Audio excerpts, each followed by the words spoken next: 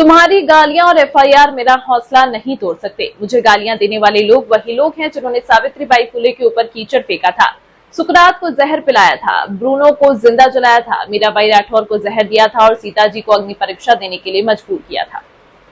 Social media पर इन दिनों मेरा चरित्र बताने वाली पोस्ट की बाढ़ आई हुई है। सबको बताना है कि मैं कितनी ज्यादा चरित्रहीन हूँ। पूरी क्रिएटिविटी के साथ कीचड़ उछाला जा रहा है। एडिटेड तस्वीरों का पूरा एल्बम घूम रहा है और एडिटेड फोन कॉल से लेकर अफवाहों तक का बाजार खूब गर्म। कुल मिलाकर सबको मजा आ रहा है। इंटरेस्टिंग बात यह है कि ये सब काम देशभक्ति के नाम पर हो रहा है और मुझे गालियां देकर लोग झटपट देशभक्त बन जा रहे हैं। अगर मैं इस प्रोसेस को न समझ रही होती तो मैं जरूर परेशान हो जाती, कमजोर पड़ जाती, टूट जाती।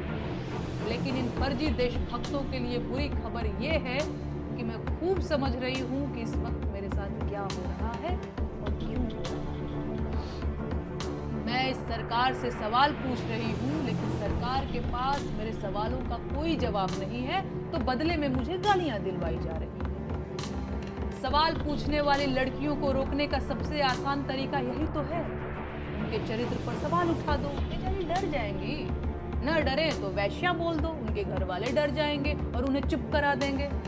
फिर भी न माने तो देशद्रोही और गद्दार बोल दो, एफआईआर दर्ज करा दो, जेल का डर दिखा दो।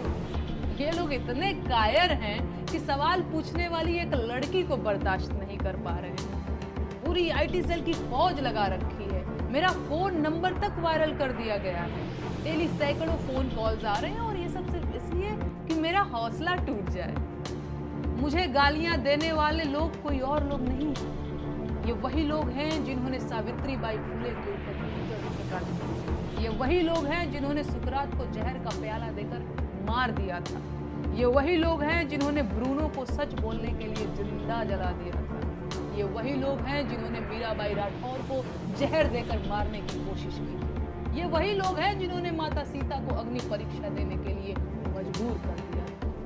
ऐसे मूर्ख और धूर्त हर युग हर जमाने में हुए हैं और मैं इस परिदृश्य को बहुत कायदे से समझ रही हूँ। इस जमाने के मूर्ख और धूर्त मुझे चाहे जितना अपमानित करें, प्रताड़ित करें, मैं हारने वाली नहीं हूँ। वो मेरा जीवन ले सकते हैं लेकिन मेरा हौसला नहीं तोड़ सकते। सुकरात अगर जहर का प्याला न पीता तो मर चुका होगा, पर सुकरात आज भी इसीलिए जिंदा है क्योंकि उसने झूठ बोलने के बदले जहर पीना स्वीकार किया। मैं इस देश के लोकतंत्र को बचाने की लड़ाई लड़ रही हूँ, आम जनता के उन मुद्दों की लड़ाई लड़ रही हूँ जिन्हें सरकार में बैठे लोगों ने पीछे धकेल दिया।